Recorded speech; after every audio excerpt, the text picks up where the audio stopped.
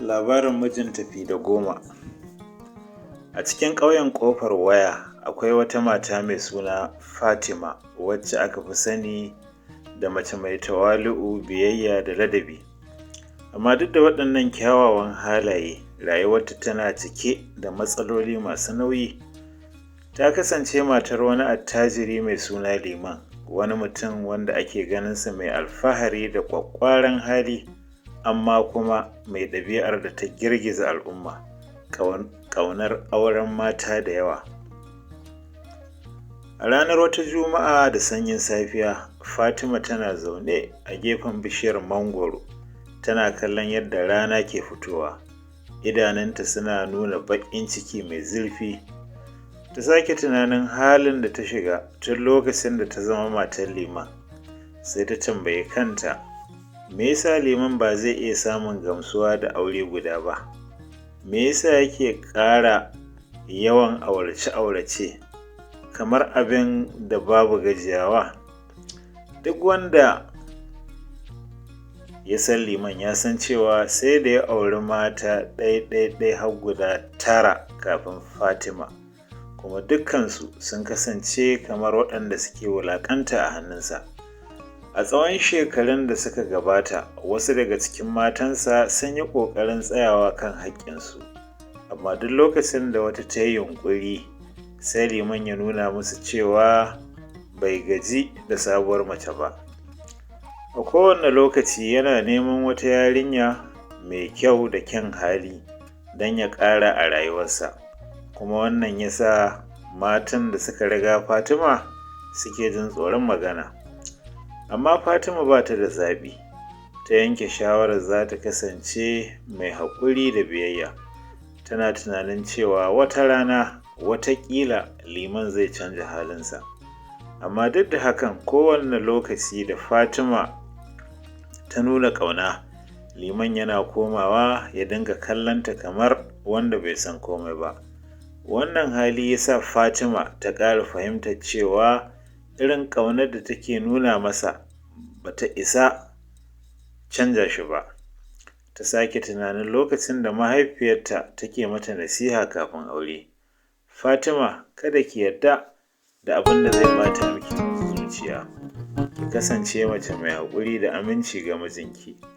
Wannan tunanin ya ɗora mata nauyin da zuciyarta ke karantawa kamar wani rubutu. Amma yaya za ta yi bayan halin mijinta yana ci gaba da baƙanta mata rai? Tana zaune tana jin sautin zuciyarta, tana jin damuwar da ta tsaya mata a rai. Amma a yanzu duk wata rana mai kyau da take jira daga Liman tana neman ta kau.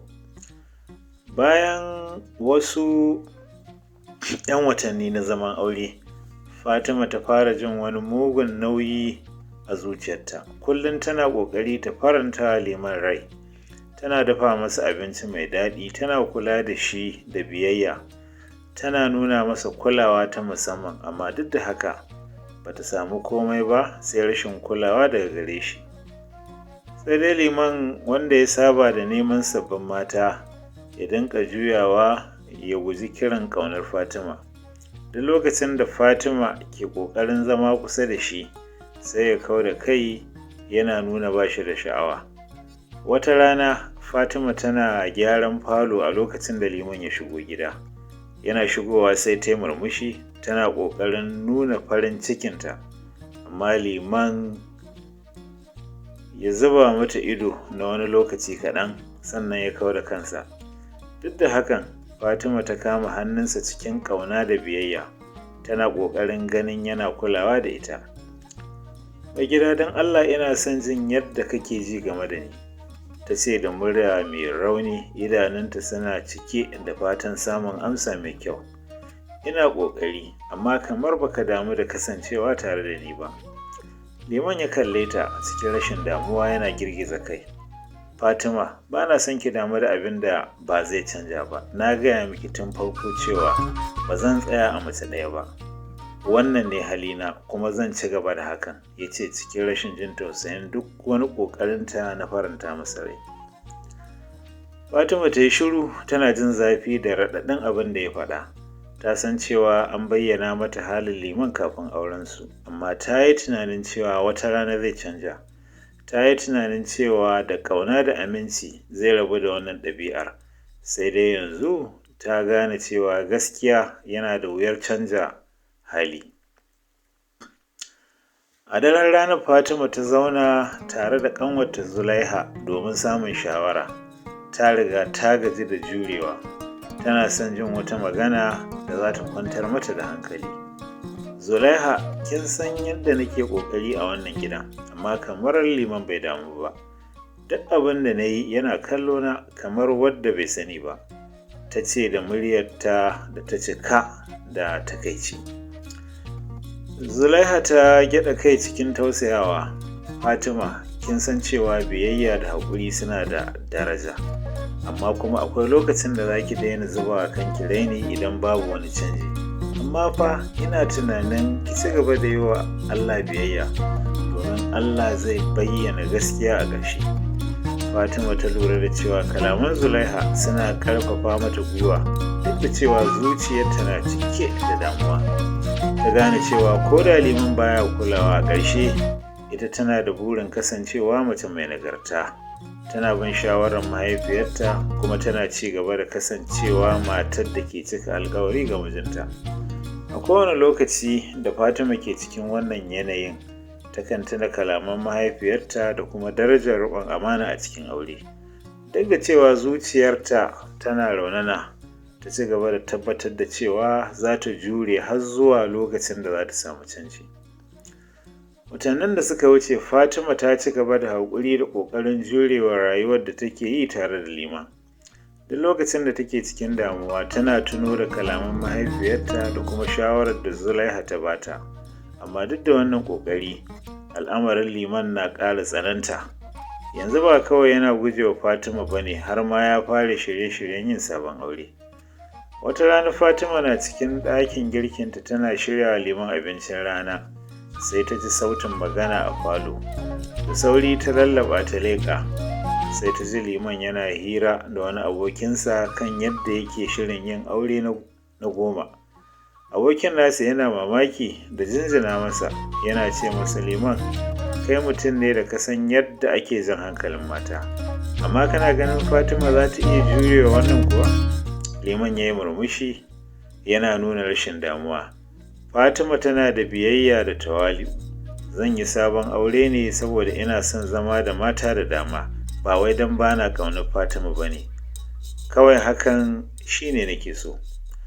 Daga jin wannan magana, zuciyar Fatima ta sake jin raɗaɗi, ta ƙara tabbatar da cewa liman ba zai taɓa canjawa ba, kuma ba zai taɓa ganin darajarta da sadaukarwarta ba. Tana jin kamar za ta yi kuka, amma sai ta ja numfashi mai zurfi. Ta san cewa wannan lokaci ne na ƙoƙarin ƙarshe don canja halin liman. A daren ranar, Fatima ta yanke shawarar za ta yi masa magana kai tsaye. Ta shirya kanta, ta zauna a gefen gado tana jiran liman ya dawo. Lokacin da ya shiga ɗakin, ya dube ta cikin mamaki saboda bai saba ganinta da wannan irin kallon ƙarfi da take masa ba. Mai gida, ta fara magana cikin natsuwa. Na maka biyayya da gaskiya tun lokacin da muka yi aure. Na sadaukar da kaina, na kula da kai da dukkan ƙauna da nake da ita. Amma ina so ka fahimci cewa wannan rayuwar tana sa ni ciwon rai, kuma ina son ka daina guje min. Liman ya yi dariya, yana ɗan tsaki. Fatima, na gaya miki tun farko cewa ba zan daina ba. Wannan shi ne yadda nake son rayuwa. Na gode da duk wani ƙoƙari, amma ki bari ki zauna ki yi min haƙuri kamar yadda kika saba. Ya juya ya fita daga ɗakin ba tare da nuna wata kulawa ba. Fatima ta tsaya a kan gadon tana jin takaicin yadda duk ƙoƙarinta bai kawo canji ba. A wannan lokacin zuciyarta ta fara sanin cewa duk sadaukarwar da take yi ba za ta iya canja halin liman ba. Amma duk da haka, ta ci gaba da tattara ƙarfin zuciyarta, tana cewa, zan yi rayuwa ta yadda zan kasance mai riƙe biyayya, ko da kuwa abin zai zo min da wahala. Kuma yadda hankalinta kan abubuwan da suke mata daɗi, tana ƙoƙarin kulawa da gidanta da kyautatawa yaran da suke tare da ita. Duk da cewa zuciyar tana cikin raɗaɗi, ta ci gaba da cika alkawarin da ta yi wa mahaifiyarta, tana ganin cewa haƙurinta zai kai ta ga wani biyan bukata a rayuwa. Bayan watanni da Fatima ke ci gaba da nuna haƙuri da biyayya, wani abu mai ban mamaki ya faru a rayuwar Liman. A lokacin da yake cikin shiri na samun wata sabuwar mace don yin aure na goma, sai ya haɗu da wani babban ƙalubale da ya girgiza shi sosai. Wata ranar Liman ya shiga cikin matsananciyar rashin lafiya. Ciwon ya sa shi kasa fita daga gida ko kuma kula da kansa kamar yadda ya saba. Kawai sai ya ga kansa yana buƙatar taimako daga matansa, amma abin mamaki matan nasa ba su nuna wani damuwa game da rashin lafiyarsa ba. Wasu daga cikinsu ma sun rabu da shi ne ba tare da alheri ba, saboda la'akari da halayyarsa na rashin kulawa da su. A cikin wannan mawuyacin hali, Fatima ita ce kaɗai ta tsaya tare da shi. Duk da cewa Liman ya guje ta tsawon lokaci, Fatima ta nuna masa kyakkyawar halayya da amana. Ta kasance tana kula da shi kullum, tana shirya masa abinci, tana tabbatar da cewa yana samun hutu da duk abin da yake bukata don murmurewa daga ciwon da yake damunsa. A ranar wata Juma'ar, yayin da Fatima ta shiga ɗakin Liman domin ba shi magani, sai ya kalle ta da wani irin kallo da bai taɓa yi mata ba. A wannan lokacin ya fara tunanin abin da ya sa ta ci gaba da tsayawa a gefensa duk da yadda ya wulaƙanta ta. Zuciyarsa ta fara jin kunya da nadama, tunanin yadda ya kasa ganin darajarta da ƙaunarta duk tsawon lokacin da suka shafe tare.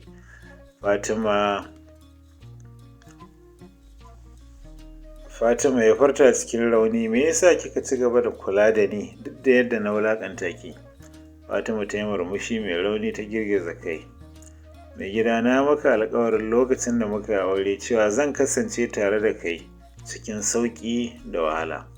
Na san cewa baka fahimci irin sadaukarwar da na yi ba, amma ina fatan za ka fahimci cewa soyayya da biyayya ba abu ne mai sauƙi ba, suna buƙatar haƙuri da tawali'u.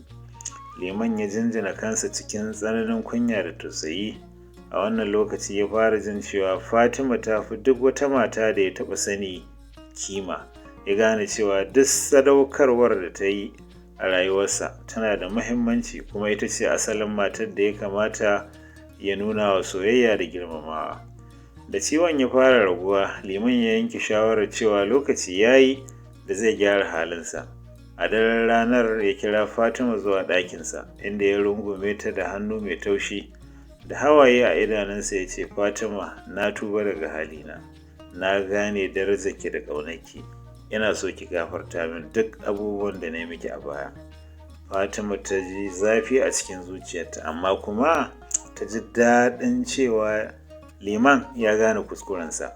Tana yi masa murmushi ta ce, mai gida, na riga na gafarta maka. A kullum ina fatan cewa wata rana za ka gane cewa haƙuri da aminci su ne ginshiƙin soyayya.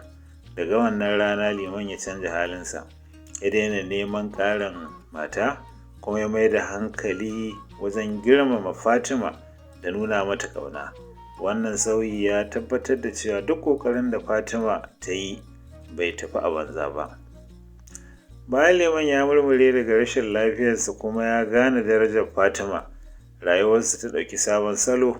A kowane lokaci Liman yana ƙoƙari ya nuna wa Fatima cewa ya canza, yana ba ta kulawa da girmamawa kamar yadda ba a taɓa gani ba. Fatima ta lura da wannan canji a cikin halinsa, amma duk da haka tana kallonsa da ɗan shakku, saboda tana so ta tabbatar da cewa canjin nasa na gaskiya ne, na haƙiƙa ne, ba na wani lokaci kawai ba. Bayan watanni sun shige kuma Liman ya tabbatar da cewa yana so ya goge duk wasu abubuwan da ya aikata da suka baƙanta Fatima. Yanzu yanke shawarar cewa ita kaɗai za ta kasance matar da zai kula da ita, kuma za ta zama mafi daraja a rayuwarsa. Wata rana Liman ya shirya wani ɗan biki na musamman domin girmama Fatima a gaban danginsa da abokansa. Ya gayyaci mutanen ƙauye da yawa, kuma ya shaida musu cewa ya gane kuskuren da ya aikata, kuma zai kasance mai kula da gida da kuma kyautata wa Fatima yadda ya kamata. Wannan abu ya ba wa mutane mamaki sosai domin sun san halin liman na neman mata da yawa da kuma rashin girmama matansa. A wurin wannan biki, liman ya tsaya a gaban jama'a ya riƙe hannun Fatima yana mai furta cewa yanzu ya gane cewa duk wata soyayya mai kyau tana buƙatar haƙuri, sadaukarwa da biyayya. Fatima ya furta cikin karsashi, na yi kuskure da yawa a rayuwata, amma na gode miki don kasancewa tare da ni. Na riga na fahimci darajarki kuma zan yi duk mai yiwuwa don nuna miki cewa kin fi kowace mace daraja a gare ni. Fatima ta samu kwanciyar hankali, tana kallon liman cikin murmushi da annashuwa. Ta san cewa duk haƙurin da ta yi, sadaukarwar da ta yi da kuma biyayyar da ta riƙe shi ne ya kawo ta wannan matsayi mai kyau. Tana murmushi ta amsa masa cewa tana farin ciki da wannan canji, kuma ta yi addu'ar Allah ya ƙara musu zaman lafiya. Kwanaki suka wuce kuma rayuwar liman da Fatima ta cika da kyautatawa juna. Yanzu Fatima tana jin daɗin kulawa da girmamawar da take samu daga mijinta, kuma hakan ya ƙarfafa zamansu da kuma samun ƙarin walwala a cikin gida. Liman ya zama mutum mai kishin gida da ƙaunar iyali. Wata rana, yayin da Fatima ke gyaran ɗakinta, liman ya zo ya zauna kusa da ita, ya kama hannunta da ɗan murmushi a fuskarsa yana kallonta da ƙauna. Fatima, na gode miki da haƙurinki da sadaukarwarki. Ba zan taɓa mantawa da yadda kika kula da ni ba lokacin da nake cikin damuwa. Daga yau, alƙawarina shine in tabbatar da farin cikinki da na iyalanmu gaba ɗaya. Fatima ta murmusa, tana mai jin daɗi da kwanciyar hankali. Tana jin cewa duk ƙoƙarin da ta yi bai tafi a banza ba. Ta amsa masa da muryar farin ciki, mai gida, na gode da ka fahimci darajar zaman lafiya da ƙauna a gida. Ina addu'a Allah ya albarkace mu. A ƙarshe, al'umma da iyalai suna ɗaukar liman da Fatima a matsayin abin koyi wajen inganta zaman lafiya da aminci a gida. Wannan darasi ya ɗore a cikin wannan ƙauye, wato ƙauyen Waya, kuma Fatima ta zama alamar haƙuri da aminci. Ƙarshen labarin kenan. Kar ku manta da yin subscribe, like da share don samun ƙarin labarai masu daraja daga Kogin Hikaya. Muna fatan kuna jin daɗin labaran da muke kawo muku, kuma kar ku manta ku yi sharhi, wato comment a comment section a ƙasa. Huta lafiya, sai mun haɗu a labarinmu na gaba.